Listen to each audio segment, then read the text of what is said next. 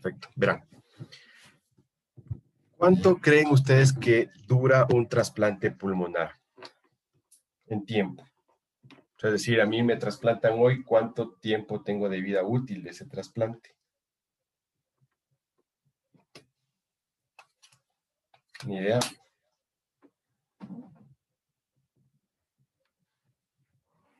No, nadie se anima.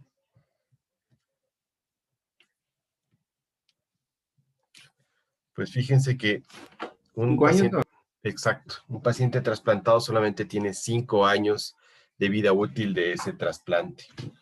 Es algo triste, lamentable, pero así es. Entonces, de todas maneras, 5 años con buena calidad de vida a un paciente es bastante, y eso lo sabrán las personas que han tenido familiares con enfermedades terminales, con cáncer y cuestiones así. El hecho que les den 1 año es suficiente para pelearla, más aún si te dan 5 años con buena calidad de vida y con la posibilidad de que puedas recibir otro trasplante. Entonces, la gente si lo busca, sí se va a por el trasplante, y especialmente porque, como vamos a ver más adelante, son enfermedades crónicas, que terminan, que eh, se cronifican en pacientes jóvenes, algunas de ellas. Entonces, es válido totalmente el trasplante. Entonces, vamos a observar, por ejemplo, quién es candidato. Fíjense que aquí van especificando grupos de pacientes a los cuales deben recibir o son candidatos para recibir trasplantes. Los cuadros obstructivos, el EPOC, relacionado con el tabaquismo, pero con al menos 6 meses de supresión del hábito tabáquico. Los pacientes con EPOC por déficit de alfa-1 antitripsina, que suelen ser jóvenes. La bronquiolitis obliterante también suele ser en jóvenes. En cuanto a las enfermedades restrictivas, tenemos pacientes con fibrosis pulmonar idiopática, con fibrosis pulmonar o cualquier otro, a veces son multifactoriales, enfermedades del colágeno, sarcoidosis, histiocitosis, linfoleiomyomatosis. Entonces, fíjense, cuando nosotros estudiamos enfermedades del sistema respiratorio, específicamente enfermedades pulmonares, nos podemos dar cuenta de que existen la clasificación de enfermedades obstructivas y restrictivas. Entonces, básicamente aquí se recogen las obstructivas y restrictivas candidatas a un trasplante pulmonar. Ahora, también hay enfermedades que se consideran infecciosas pulmonares que serían candidatas a trasplante. Por ejemplo, pacientes que tienen fibrosis quística. Fíjese que la fibrosis quística se caracteriza porque el paciente tiene enfermedades muy frecuentes, reinfecciones, una tras otra con gérmenes multidrogoresistentes. Los pacientes que como secuelas de una enfermedad grave pulmonar se quedan con bronquiectasias y terminan teniendo infecciones a repetición. Por eso se clasifican como enfermedades sépticas del pulmón. ¿Cuál es el punto importante en este tipo de candidatos? Es que deben recibir trasplante bipulmonar. Los trasplantes pulmonares pueden ser unipulmonar o bipulmonar. Entonces, en los pacientes que tienen enfermedad séptica pulmonar clasificada así, debe ser bipulmonar. ¿Por qué? Porque de nada nos sirve tener un pulmón nuevo con junto a él un pulmón que es un reservorio de gérmenes multiresistentes. Entonces, tiene que ser bipulmonar. Otras enfermedades, la hipertensión arterial pulmonar también suele ser en jóvenes. Recuerden que hay muchos niños, adolescentes que tienen hipertensión arterial pulmonar que a veces ya llegan a fracaso del ventrículo derecho, que a pesar de que en nuestro país, por ejemplo, ya existe terapéutica como el Bosentan, porque antes solo les daban sildenafil, a pesar de ello, los pacientes pueden terminar con un daño severo y ser candidatos para trasplante. Y eso sí tiene que estar súper bien chequeado. Y el otro día conversábamos que hemodinamistas pediátricos, pocos realmente en el país, como para tener un diagnóstico exacto de qué está pasando con la hipertensión arterial pulmonar en niños. Y que a pesar de que del sildenafil, del Bosentan, no mejora la hipertensión pulmonar, se van hacia atrás, de pronto son buenos candidatos para trasplante, de un estudio exhaustivo, claro que sí. Recuerden, valga este punto aclarar acá, que el sildenafil y el bosentan sirven y están probados para la hipertensión arterial pulmonar primaria, no para la secundaria. La secundaria no es tributaria a este tipo de tratamiento, así que ojo con eso. Los pacientes con TEP crónica también podrían ser candidatos en la enfermedad veno-oclusiva, bueno, cercana a las arterias pulmonares. Y otras podrían ser el carcinoma bronquioalveolar y las neoplasias de lenta progresión, es decir, un bronquioalveolar que esté localizado, que sea un grado histológico muy diferenciado de pobre crecimiento, podría ser un candidato si no tenga enfermedad a distancia, obviamente. Ahora, ¿a quiénes nosotros les debemos negar un trasplante pulmonar? A un paciente que tenga, que se haya diagnosticado en los últimos 5 años, ¿sí? Que tenga progresión, excepto a los cánceres cutáneos, es decir, el escamo celular y el vaso celular son cánceres que podrían no ser contraindicación para un trasplante pulmonar. Paciente que tenga disfunción orgánica avanzada, es decir, tenga una falla cardíaca congestiva de grado alto, que tenga una hepatopatía crónica avanzada, que tenga falla renal crónica, ya no son candidatos para trasplante. Un paciente que tenga enfermedad coronaria intratable o falla ventricular severa, pacientes que ya sean hija 4, por ejemplo, ya no son candidatos. O pacientes que tengan una enfermedad coronaria multivaso, no son candidatos.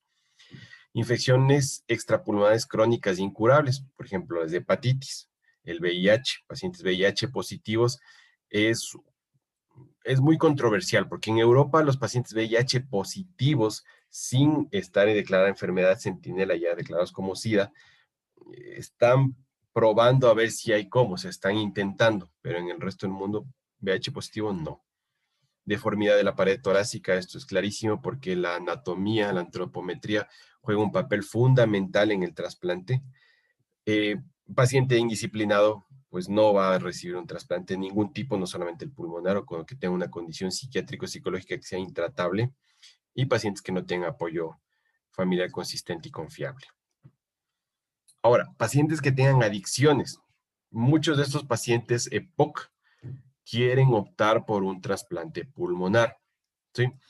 Pero tiene que el paciente haber suspendido su adicción al menos 6 meses antes de la primera evaluación. Es decir, está limpio 6 meses y yo inicio con la primera evaluación para trasplante.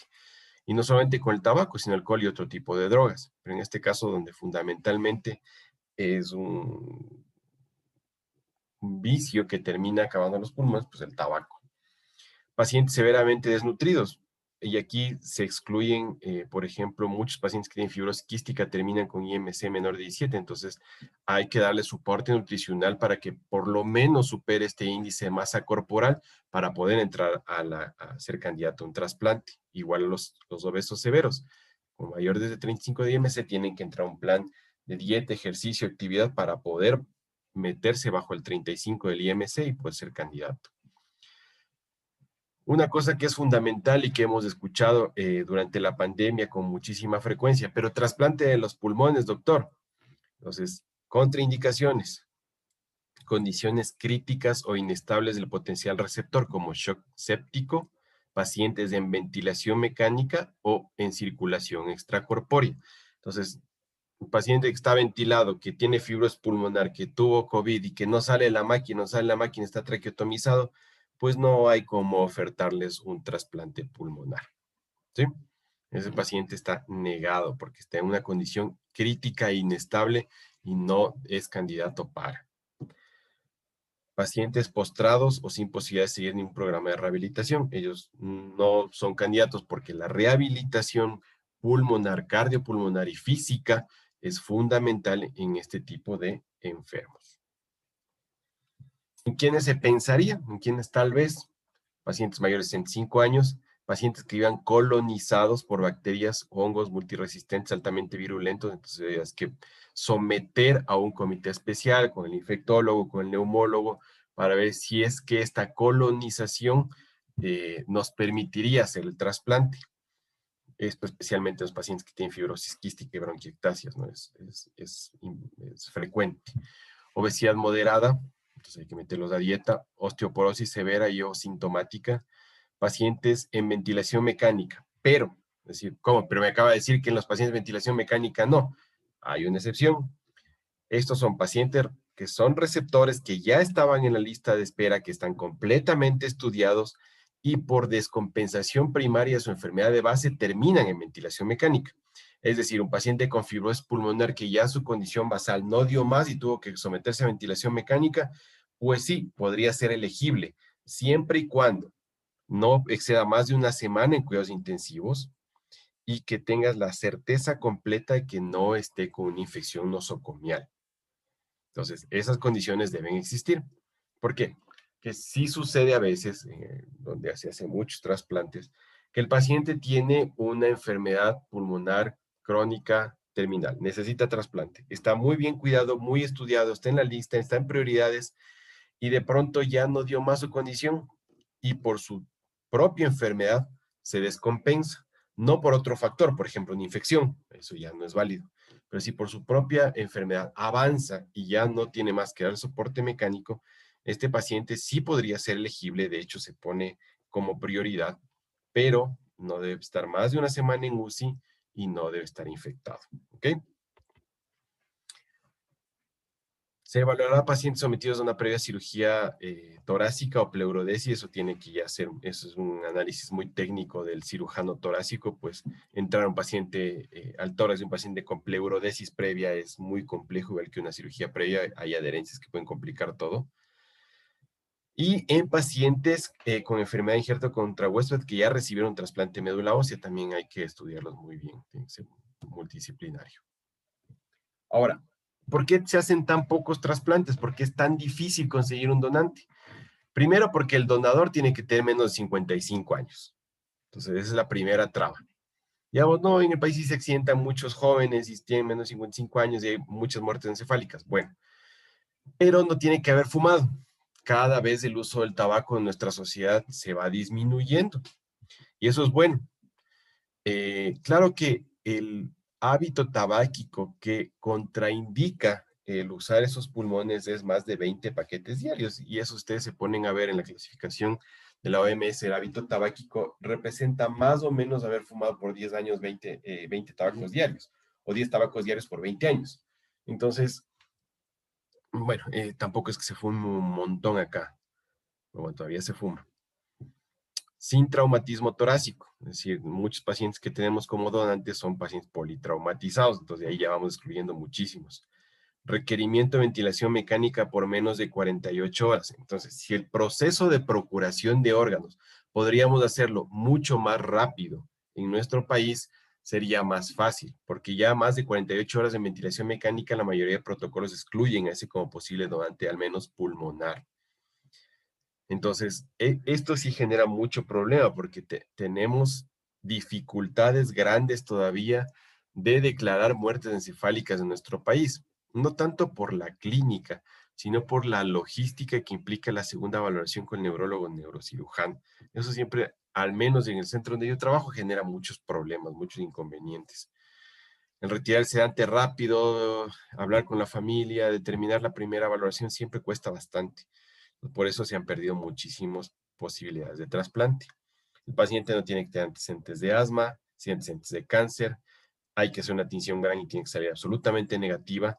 Y esto, que sigue siendo un problema mayor, que tenga, bueno, aquí es una PAFI, ¿no? Una PAFI mayor de 300 con presión positiva al menos de 5 centímetros de agua y una fracción inspirada al 100%. Entonces, para evaluarlo, al paciente yo le pongo con PIB de 5, le pongo con fiedos del 100%, espero unos 30 minutos, le hago una PAFI y si está mayor a 300 es candidato para. Líos de acá. La PAFI de 300 está determinada en ciudades al nivel del mar. No se tienen muchísimas referencias a la altura. En Bogotá utilizan habitualmente con PAFIs de 200, algunos escritos, pero realmente en los últimos datos que tenemos, ellos también estaban tratando de mantener con PAFI de 300 para tener una mayor tasa de éxitos. Es complicado acá, pero en el protocolo, al menos del centro donde yo trabajo, se mantiene con PAFI de 300 para que sea candidato, ¿sí? Radiografía de tórax limpia y broncoscopía limpia. ¿Se podría ser menos rígidos en la selección? Sí, se podría hacer. Y aquí se explican algunos criterios. Que podría ser un buen candidato un paciente mayor de 55 años. El antecedente tabáquico, como les expliqué, no es mucho problema acá. El trauma localizado, es decir, sí, tiene una pequeña contusión pulmonar que no es significativa, podría el cirujano en el quirófano decir, sí, sí, sabes que no está muy grande, vamos. Que esté intubado más de 48 horas, no suelen ser muy flexibles los cirujanos torácicos con esto, porque ya tienen sospechas de infección y todo. Con antecedentes de asma, menos todavía. Tumores, pero que sean en el sistema nervioso central, no metastásicos, es una posibilidad. Una tinción de gran con bacterias, pero como ya está cultivado, podría flexibilizarse un poco este criterio. La PAFI menos de 300, como les digo, hay mucha controversia, especialmente en las ciudades de altura. Alteración localizada en la radiografía, es decir, solamente tengo afectación de un segmento, un lóbulo, nada más de eso, podría ser candidato. Que tenga secreciones de la vía aérea principal, pero no demasiadas, que no sean purulentas, podría ser flexibilizarse el criterio. Ahora, cuando ya antropométricamente, es decir, la caja torácica del paciente es similar, la del donante con el del receptor, se han hecho las pruebas inmunológicas necesarias, se ha establecido que sí es un buen donante y ya tenemos el receptor correcto, que esté estudiado y listo. El paciente va a sala, los pacientes van a sala de operaciones. Entonces, una vez en sala de operaciones, debemos tomar en cuenta varios datos que son de especial interés para el intensivista, ¿sí? Sí, nos interesa todo el acto operatorio como tal, pero hay situaciones en que a nosotros nos interesan mucho más como intensivistas. Primero, la profilaxis antibiótica. Toda profilaxis antibiótica, el enfermo debe recibir al menos 1 hora antes del corte de la piel, de la incisión, ¿sí? Entonces, es que nosotros tenemos al receptor en la terapia intensiva y va a ir hacia allá, pues debemos ir administrando ya la profilaxis. Es que no debería administrarse en el piso de neumología donde tenga el paciente. Pero mucho ojo con la profilaxis antibiótica, que vamos a ver que es un poco más amplia de lo que acostumbramos. La intubación es con tubo doble lumen, ¿sí? En los casos especialmente que se va a hacer trasplante unipulmonar, ¿ok? Que son la mayoría. La mayoría se hacen unipulmonares. Bipulmonar se hace en los casos de fibrosis quística, donde inicialmente se intuba con un tubo simple, se aspiran las secreciones y después se ve si se coloca el tubo doble lumen, ¿sí? Porque habitualmente hay que ir colapsando en un pulmón, trabajando en un lado, colapsando el otro, trabajando en el otro lado. Debe este paciente estar monitorizado de forma invasiva con un catéter de Swan-Ganz, ¿sí? Esto está en casi todos los protocolos del mundo, es uno de los nuevos usos del catéter de Swan-Ganz, por eso es que ya lo están fabricando nuevamente las casas comerciales, especialmente Edwards, que es el principal fabricante de catéteres de Swan-Ganz, que todo paciente que va a trasplante pulmonar tiene que ir con catéter de Swan-Ganz, porque está abierto el tórax, porque no puedo hacer más que ecocardiograma transesofágico y difícil que me puedan medir exactamente las presiones de la arteria pulmonar, que es hacia donde va orientado el catéter de Swan-Ganz, a medir las presiones en la arteria pulmonar. Tiene que tener un catéter epidural para el manejo del dolor, ¿sí? Pero el catéter ojalá sea puesto al final de la cirugía, porque si el paciente no sale y el ventrículo derecho no arranca porque se generó hipertensión pulmonar severa tras el trasplante y necesita circulación extracorpórea, y ahí necesitamos anticoagulación plena, no puede estar con un catéter epidural eh, en la espalda del enfermo, ¿no? Porque va a haber hematomas y puede haber paraplegia con lesión compresiva medular. Entonces, mucho cuidado con eso. Inmunosupresión según los protocolos de cada institución, la incisión torácica y el trasplante propiamente dicho, lo que nos sigue contar el cirujano. Es muy importante también el momento que hay el clampaje de la arteria pulmonar, porque ahí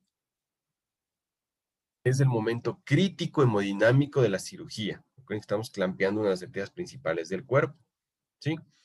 Y según cómo el paciente evoluciona después del clampaje, es decir, está hipoxémico severo, retiene mucho CO2, está muy inestable, se evalúa ya la necesidad de circulación extracorpórea. No le vayan a contar a nadie, pero a mí me parece una locura que se haga un trasplante pulmonar sin tener cerca una máquina de circulación extracorpórea. Es como jugársela demasiado. Si no, no, si va todo a estar bien. Y si está mal. Entonces, si no hay una máquina de circulación extracorpórea cerca, pues no se debería operar. Vayan ustedes a ver por qué se toman ese tipo de decisiones. Pero bueno,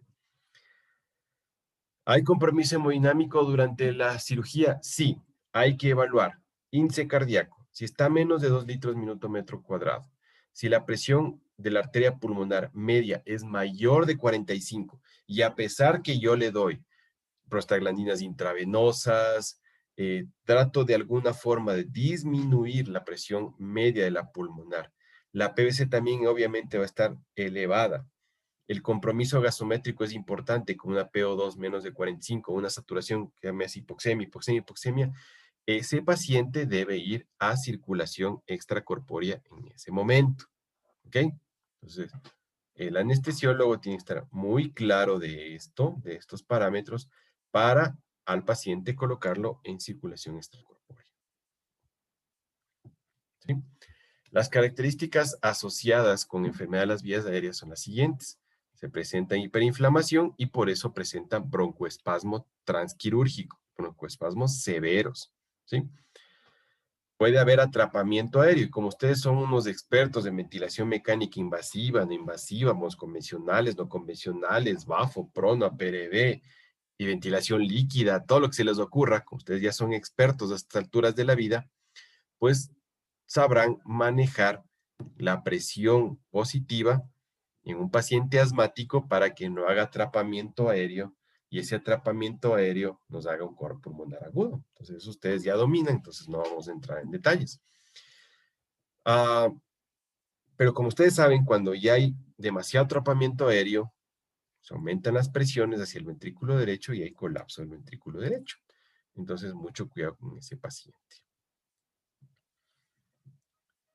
En los pacientes que ya tienen una enfermedad pulmonar vascular previa, hay que tomar en cuenta cuáles son sus presiones en la arteria pulmonar previas, que pueden ser muy cercanas a las presiones sistémicas. Es decir, no, pero el Swan-Ganz las metido en el lado arterial, no en el venoso. No, probablemente ese paciente ya está igualando presiones de circuito derecho-izquierdo. Entonces, mucho ojo con eso, ¿sí? Y las resistencias pulmonares pueden tener una sensibilidad mínima, pero pueden elevarse un poquito, pero puede haber grave deterioro hemodinámico. Entonces, mucho cuidado con eso, especialmente en los pacientes, como les digo, pacientes que venían con hipertensión pulmonar primaria, pacientes que ya tenían cores pulmonares, que la reactividad vascular pulmonar era muy, muy seria. Por eso es que hay que empezar poniendo un catéter arterial pulmonar y ahí tienen que estar medidas las presiones en la arteria cuando se inicia el acto quirúrgico. Ojalá pudiéramos tener las presiones previo al acto quirúrgico, una situación basal del enfermo, para con eso irnos guiando. Es muy importante la presión arterial pulmonar. Si existe insuficiencia cardíaca derecha severa, la ventilación pulmonar con un solo pulmón no se intenta y es necesario entrar a SEC. Si el paciente viene con insuficiencia cardíaca severa, ventilar un solo pulmón no va a tolerar, se va a chocar el paciente. Entonces ese paciente también va a circulación extracorpórea para la cirugía. Hay poquísima tolerancia a la depresión miocárdica, ¿sí? Entonces, fíjense ustedes, un ventrículo derecho ya golpeado, más anestésicos, más hipercapnia, más hipoxemia, más que nos aumente la resistencia vascular pulmonar, puede terminar en colapso del ventrículo derecho fácilmente y va a requerir apoyo, no solamente de drogas, probablemente un soporte mecánico también. Ojo que algunos de estos pacientes, sobre todo los que se operan por TEP crónica, que van al trasplante, hay que tener mucho cuidado con la anticoagulación previa, que algunos de estos pacientes podrían estar recibiendo los, entre comillas, que ya son medio antiguos, los nuevos anticoagulantes. Entonces hay que saber cómo revertirlos, cuánto tiempo y todo lo demás. ¿Qué más? Las enfermedades obstructivas del parénquima pulmonar incluyen la fibrosis pulmonar, sarcoidosis y otras más, ¿no es cierto? Estos pacientes tienen una disminución importante del intercambio gaseoso. Son difíciles de ventilar y están propensos a desarrollar hipoxemia y hipercarbia rápida. Por eso es que el anestesiólogo debe estar muy bien entrenado en ventilación mecánica en situaciones complejas, ¿sí? No es solamente conectarle al ventilador mecánico de una máquina volumétrica sin PIP, no. En este caso se necesita una máquina de anestesia muy sofisticada, las modernas que tienen modos ventilatorios, que se pueden hacer variaciones en el tiempo inspiratorio, en el tiempo expiratorio, etcétera, etcétera, para poder manejar. Ojalá, ¿qué les digo yo? Si hubiera oportunidad de manejar con constantes de tiempo, evitar que haga autopip, dejar que se vacíen completamente, bueno, no completamente, pero que se vacíen bien los alveolos y no genere hiperinsuflación dinámica, ideal. Se puede abrir alveolos, que se pueden rotar alveolos, ideal. Por eso el anestesiólogo que hace trasplante pulmonar debe ser un experto en ventilación mecánica. La manipulación del mediastino en estos pacientes también es mal tolerada y puede haber colapso cardiovascular rápido, entonces tiene que ser muy delicado. Son pacientes que están viviendo en el límite. Hay que mantener bien buen intercambio gaseoso. El pH tiene que ser bien balanceado, bien compensado porque puede haber hipercapnia severa en estos pacientes, muy severa. Y al haber hipercapnia severa, cae el pH obviamente y eso genera habitualmente hipotensión, ¿cierto? Y es difícil manejar. ¿Qué se tolera más o menos? Lo mismo que hacemos nosotros en SDRA. Toleramos un pH hasta 720, ¿sí? Que no genere inestabilidad.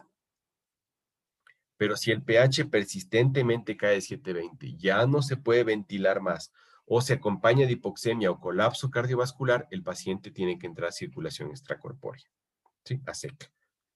Entonces, igual, 720 es el pH donde nosotros estamos jugando, aguantando el CO2. Bastante parecido al SDRA, ¿sí? Pero ya cuando se suma hipoxemia severa, colapso hemodinámico, entonces ahí probablemente no sea ya tolerable la situación y tengamos que entrar a bypass, ¿sí? En las enfermedades obstructivas, eh,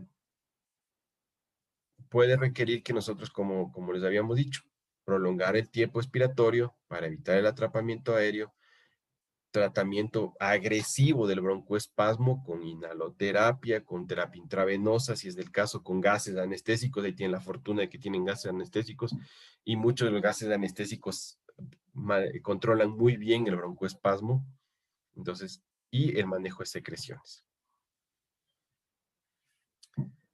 Ahora, muchísimo cuidado con cuando ya está el nuevo pulmón. El nuevo pulmón, cuando ya está reperfundido, y las presiones pico tienen que ser limitadas, ¿sí? No deberían pasar de 30 centímetros de agua. Idealmente lo más bajo que se pueda, pero no deberían pasar de 30 centímetros de agua. La PIP también tiene que ser una PIP moderada, bajita a moderada.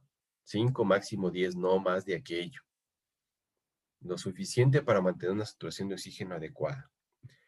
No se utiliza el óxido nítrico de rutina, solamente cuando tenemos hipertensión arterial pulmonar severa.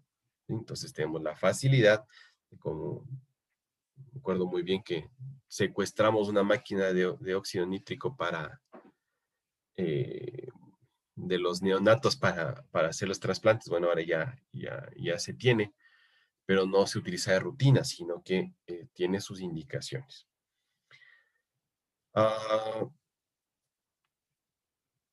Muchas veces se piensa que el paciente cuando está en bypass cardiopulmonar completo, uno se debe descuidar de la ventilación mecánica. No es así, al igual que en el ECMO, no es así. Uno tiene que estar muy preocupado de la ventilación mecánica también.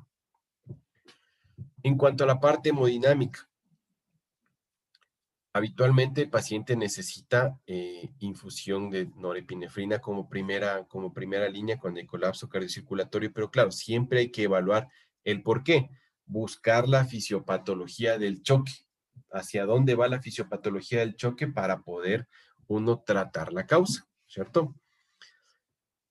Si la norepinefrina no es suficiente, el segundo vasopresor que se oferta siempre y cuando haya vasoplegia es la vasopresina, en los centros donde existen, ¿no es cierto? La hipertensión pulmonar, ¿con qué debe ser tratada? ¿Sí? Inhalación de óxido nitroso, nítrico, creo que estaba diciendo nitroso, ha suplantado muchísimo a la nitroglicerina y el nitroprusiato. ¿Por qué? Porque los otros son vasodilatadores sistémicos, ¿cierto? Y puede haber hipotensión. En cambio, con las inhalaciones podría un poco eludirse esto que haya vasodilatación sistémica, es local. Y las prostaglandinas intravenosas, ¿sí? Se usa en muy pocos casos, pero tiene que haber la disponibilidad. En algunas ocasiones se han utilizado también en forma de aerosol terapia, pero mucho ojo, tiene que haber estos medicamentos en su arsenal terapéutico. Ahora, también debemos estar preparados para el fallo del ventrículo derecho, utilizando milrinona como primera línea, y si no hay milrinona, pues ahí sí ya me voy por la dopa, la dobuta, lo que tenga básicamente. Pero como ustedes saben, y ustedes también son unos muy asiduos estudiosos de la hemodinamia, saben muy bien que el ventrículo derecho, y como les he dicho yo también en algunas clases, el ventrículo derecho es básicamente una vena con una capita más de músculos, ¿sí? Es básicamente una vena, que es difícil que ese músculo que tiene el ventrículo derecho reaccione a fármacos. Entonces, hay que tratar de eliminar la causa que está produciendo el colapso del ventrículo derecho, porque tratar el ventrículo derecho, estimular el ventrículo derecho es bien difícil. Eso ya ustedes lo habrán vivido también en la práctica clínica, no es fácil. Lo que hay que es ir a tratar la causa del por qué el fracaso del ventrículo derecho. Ahora, como les decía, en la UCI ya, cuando lleguen enfermos, nosotros tenemos que ir a ¿qué? Lo recibimos del paciente, todos los protocolos, etcétera, etcétera, etcétera, etcétera. Revisamos absolutamente todo, lo escuchamos del anestesiólogo. Yo siempre hablo que uno debe tener una hoja de ruta en los pacientes postquirúrgicos. Es decir, yo ya me entero del enfermo antes, ya estoy pendiente de las cosas que pueden ir mal en el enfermo antes de la cirugía, que ya lo conozco. Le escucho al cirujano qué nomás hizo, en dónde se le complicó, dónde no se le complicó, en los puntos claves donde se le podían complicar. Le escucho al anestesiólogo perfectamente, desde cómo lo recibió hasta cómo lo trae al enfermo. Observo perfectamente que esté monitorizado y que estén todos los signos vitales estables, que estén los drenajes abiertos, que estén ventilándose, oxigenándose el enfermo. O sea, estoy pendiente absolutamente de todo. Y una vez que le escuché a todos ellos, inclusive en este caso habrá que escuchar si es que entró circulación extracorpórea, cómo estuvo el perfusionista, qué nomás utilizó, qué nomás hizo. Y de ahí sí me voy yo a manejar el enfermo en la UCI, como tal. Entonces la ventilación mecánica, como les dije, mi alarma de la presión pico debería estar en 30, bueno, aquí le ponen milímetros de mercurio, centímetros de agua, lo que utilizamos nosotros, en 30 centímetros de agua. ¿Para qué? Para que si el paciente tose, se despierta, lo que sea, la válvula exhalatoria automáticamente se abra en 30 centímetros de agua y no sobrepase eso las presiones porque podría romper las suturas. Mucho cuidado con eso. En pacientes con trasplante monopulmonar, utilizar la PIP, pero no mayor a 6 milímetros de mercurio, centímetros de agua en este caso, para evitar sobredistensión del pulmón nativo, porque recuerden que esos pacientes tienen un pulmón crónico y un pulmón nuevo. Entonces, no hay que exagerar porque van a sobredistender el nuevo o van a afectar más el antiguo, porque puede ser un pulmón rígido, etcétera, etcétera. Mucho cuidado. Kinesioterapia, muy importante. Drenaje postural, eliminación de secreciones y si el paciente está en condiciones, hacer movilización temprana. En los casos de que el paciente por alguna circunstancia no sale a máquina, tienen que ir a traqueotomía precoz, ¿sí? Porque ayuda a la movilidad, manejo de secreciones, de que sacarlo de la cama pronto al enfermo, como a todos. A ver.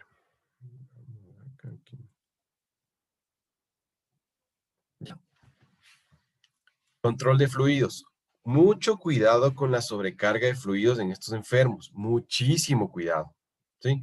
Hay que tener balance negativo durante las primeras semanas, porque si no empiezan los problemas de oxigenación y uno no sabe si el problema de oxigenación es por el exceso de líquidos en el enfermo o es porque realmente hay una disfunción primaria del injerto.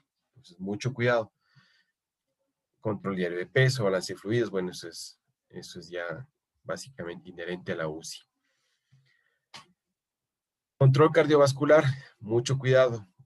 Mantener presiones arteriales de objetivo con dosis la mínima indispensable de vasoactivos, sin tratar de cargar mucho líquido a este paciente. Tratar de que las transfusiones sean consensuadas con el equipo, con todo el equipo de trasplante. Habitualmente los equipos clínicos de trasplante tienen mucho temor acerca de las transfusiones porque podría el paciente empezar a rechazar. Entonces, eso es más en el hígado, como habíamos conversado, pero también que tiene que ser muy consensuado esta transfusión, salvo que el paciente esté sangrando y vaya a morirse, pues, ¿no? Que esté en choque hemorrágico que no se pueda sostener, entonces ahí sí hasta que vaya a sala, pues nos toca hacer lo que se tiene que hacer. Control y protección renal.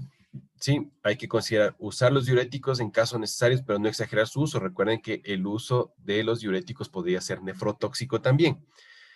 Evitar niveles elevados de inhibidores de la calcineurina.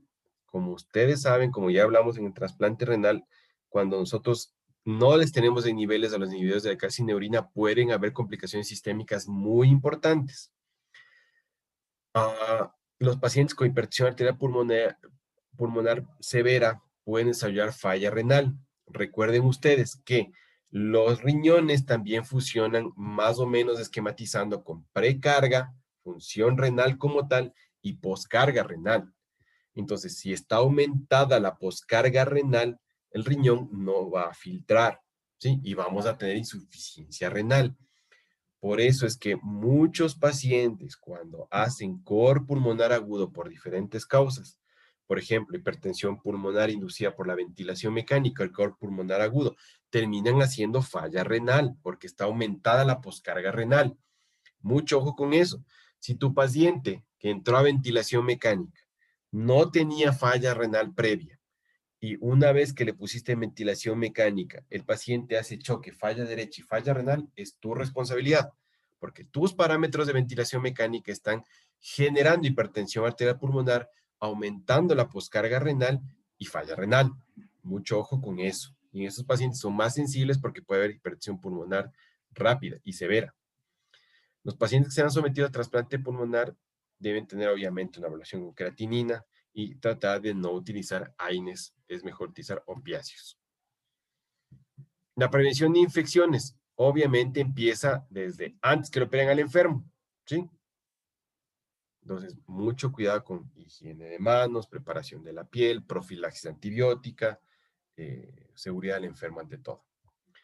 La inmunosupresión, el paciente habitualmente no comienza en la UCI, aquí sí debe haber un cambio, habitualmente empieza en el quirófano o antes.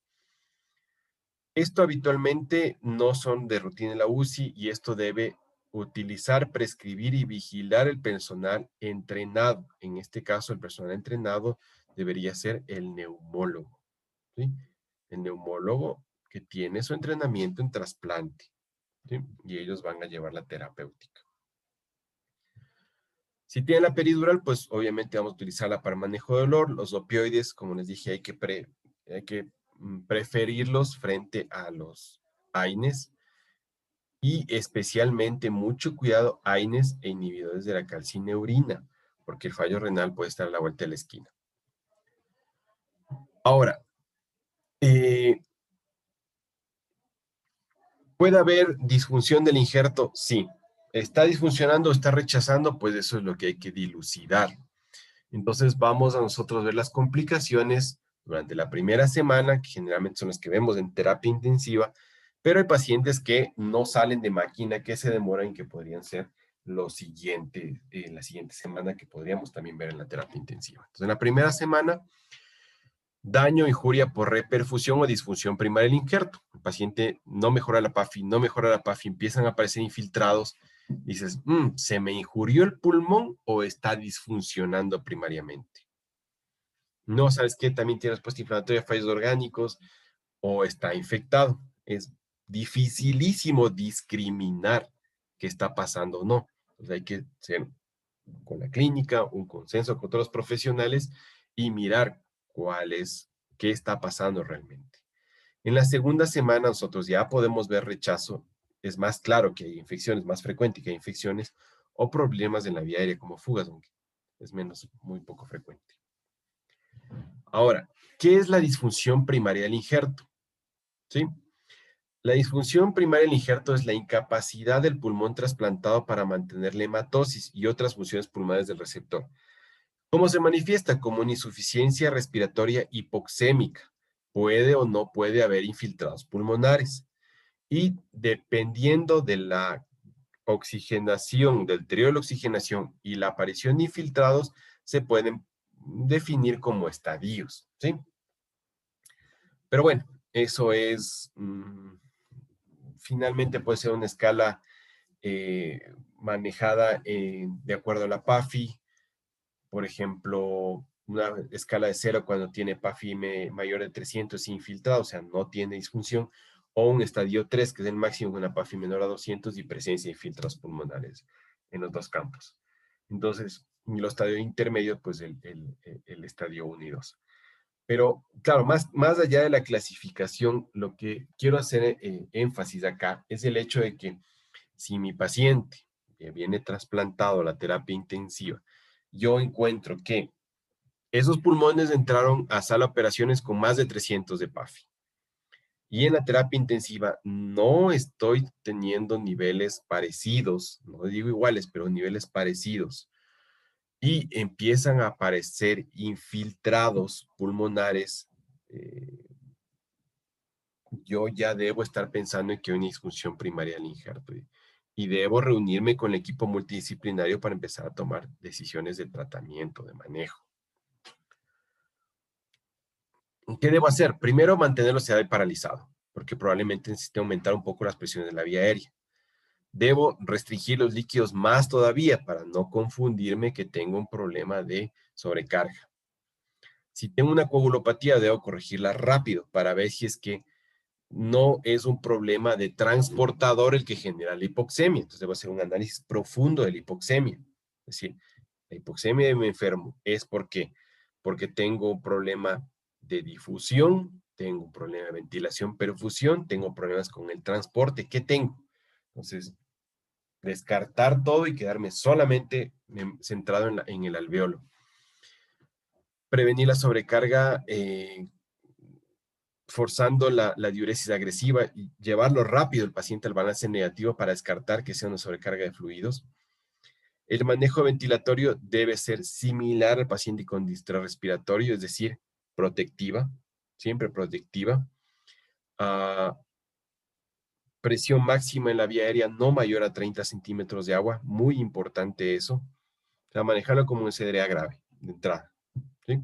Ojalá el mínimo volumen tidal posible, la PIB ajustada personalizadamente a lo que necesite este enfermo con las herramientas que yo tenga a mano, con todas las que yo tenga a mano, y que las presiones en la vía aérea no pasen de 30. Ojo, ustedes saben muy bien, si la presión pico no pasa de 30, yo estoy seguro que mi meseta no pasa de 30. Entonces, podría darme alguna ventaja sobre ser protectivo. ¿Qué más? La terapia inhalatoria va muy bien, el intercambio gaseoso, mejora el intercambio gaseoso, sí, pero no se debe utilizar en hipoxemia muy severa, con presiones muy elevadas, porque el efecto suele ser transitorio, ¿sí? Y cuando se da dosis altas puede haber inestabilidad hemodinámica. Más o menos el uso debe ser entre 10 a 20 partes por millón. Entonces ahí tiene sus reguladores, la maquinita que se une al ventilador mecánico. Eso viene con un kit que eso es fácil de conseguir actualmente en nuestro país. Mucho cuidado con los metabolitos, eso no se mide acá. Las prostaglandinas pueden ser utilizadas en algunos pacientes, dosis bajas de inicio, pero solamente cuando ya estamos en disfunción primaria y hipertensión pulmonar, ahí es donde debemos utilizar. El uso de surfactante exógeno por el tubo endotraqueal podría ser una alternativa, aunque no tiene muchísima evidencia, más bien estamos en trabajos que son más anecdóticos, experimentales. También con el paciente cuando entra en disfunción de primaria en injerto severa, es un paciente a circulación extracorpórea. Se puede utilizar ECMO en estos pacientes. Cuando ya no funciona el tratamiento convencional, ya estoy en protectiva, trato de titular mejor la PIB, no mejora, el paciente se añade además colapso circulatorio, yo podría ya irme por un ECMO. Ahora, ¿cuál de ellos utilizo? Utilizo el veno-venoso. ¿Cuándo? Cuando mi tratamiento va a ser orientado a proporcionar soporte pulmonar. Eso ustedes ya saben muy bien, pues supongo que han de haber visto terapias de soporte mecánico, aunque acá no hemos visto mayormente, pero ya lo habrán estudiado, supongo. Y utilizamos veno arterial cuando además yo necesito soporte hemodinámico, además del respiratorio. Entonces eso está claramente establecido, son las indicaciones. En muchos centros prefieren el acceso veno arterial con canulación torácica, ¿sí? Pero eso ya lo hace el cirujano cardiotorácico. Habitualmente cuando sucede en sala de operaciones, se ve la necesidad en sala de operaciones. Ahora, a la segunda semana ya veo rechazo, ¿sí? Cuando yo veo el rechazo, primero debo tener alto nivel de sospecha. ¿Pero qué es este rechazo? Es un proceso fisiopatológico comandado por el sistema inmunológico que tiene la capacidad de distinguir entre lo propio y lo extraño. De este modo, si los glóbulos blancos detectan algo extraño, intentan destruirlo, ¿cierto? Cuando sucede con las bacterias y virus, pues bien, que los eliminen, pero sucede que a estas células del pulmón nuevo las reconocen como extrañas, pues y las atacan. Y finalmente eso es lo que sucede. Ahora, ¿cuál es la forma de determinar que hay un rechazo? Es con biopsia, ¿sí? Entonces, mucho ojo con eso, porque yo debo estar seguro del rechazo solamente con biopsia. Ya tengo la sospecha clínica, veo que el paciente va mal, no mejora la oxigenación, no mejora la ventilación, ya he utilizado las terapéuticas habituales, entonces yo puedo sospechar un rechazo. Con el equipo multidisciplinario se decide hacer una biopsia por broncoscopía, ¿sí? Ah, y en esa misma broncoscopía yo debo aprovechar para tomar muestras y buscar infecciones probables. Para terminar, en honor al tiempo, yo les voy a mostrar aquí nuestra plantilla que se creó para recibir a los pacientes con trasplante pulmonar en la unidad. Entonces, como en todos los pacientes, tenemos las variables antropométricas, fundamental el peso ideal para la ventilación mecánica, riesgo de trombosis y riesgo de sangrado. Los cuidados, pues nada, ¿no? El paciente tiene que estar con aislamiento, tiene que estar siempre con mascarilla quirúrgica si viene extubado, y la gente que entra también tiene que estar con mascarilla.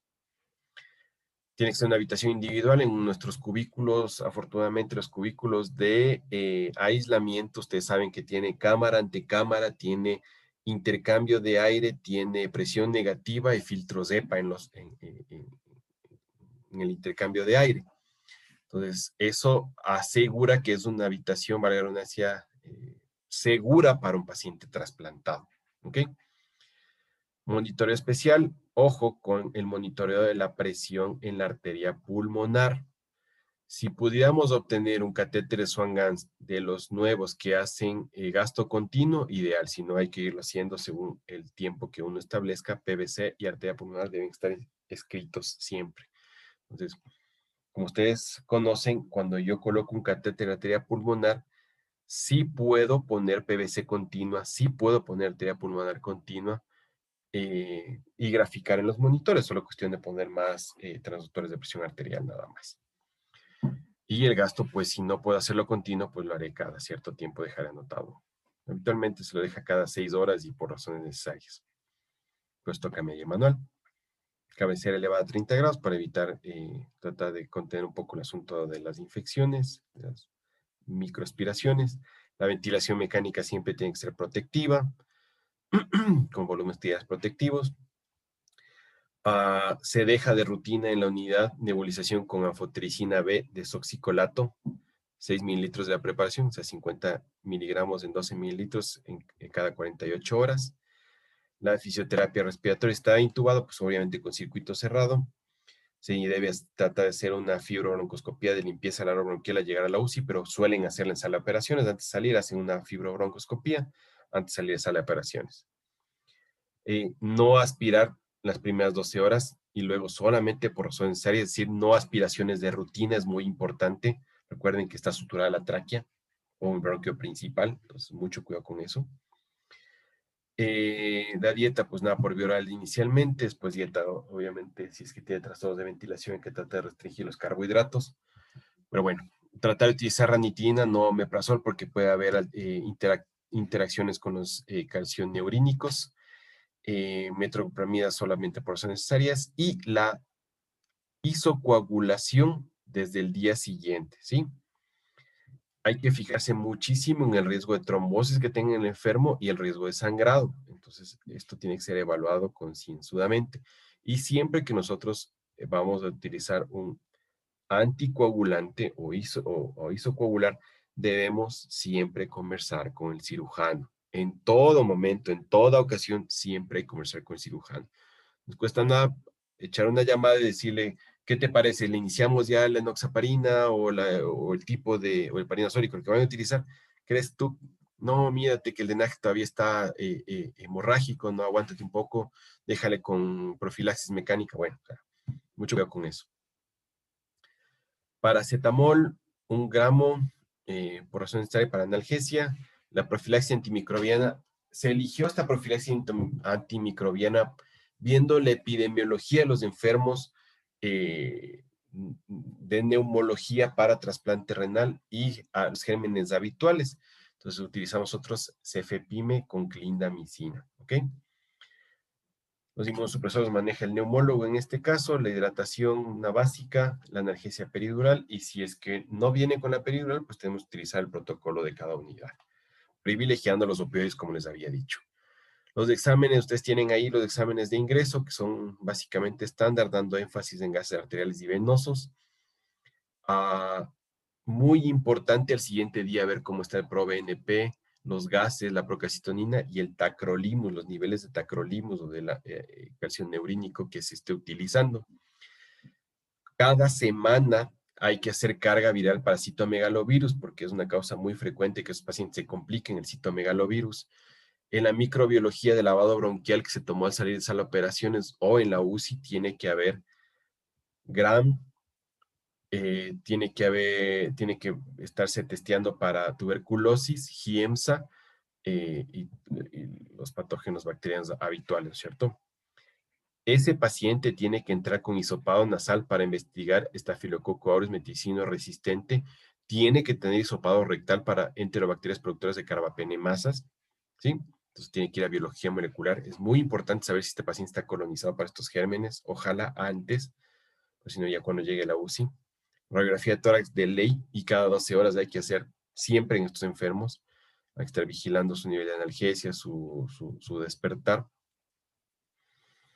Hay que ser, bueno, tiene que hacer seguimiento por neumología, por trasplante pulmonar y todos los demás. Mucho ojo con los cuidados de los drenajes pleurales que tenga y calcular y registrar la PAFI siempre. También la compresión neumática es súper importante. Como les dije hace un rato, utilizar isocoagulación en estos enfermos a veces es complejo por los drenajes y todo, pero independientemente de eso, todos los pacientes tienen que tener profilaxis mecánica para enfermedad embólica venosa, tromboembólica venosa, ¿ok? Hasta ahí tenemos la clase. No sé si tienen preguntas para solventarlas. Les escucho si tienen alguna pregunta.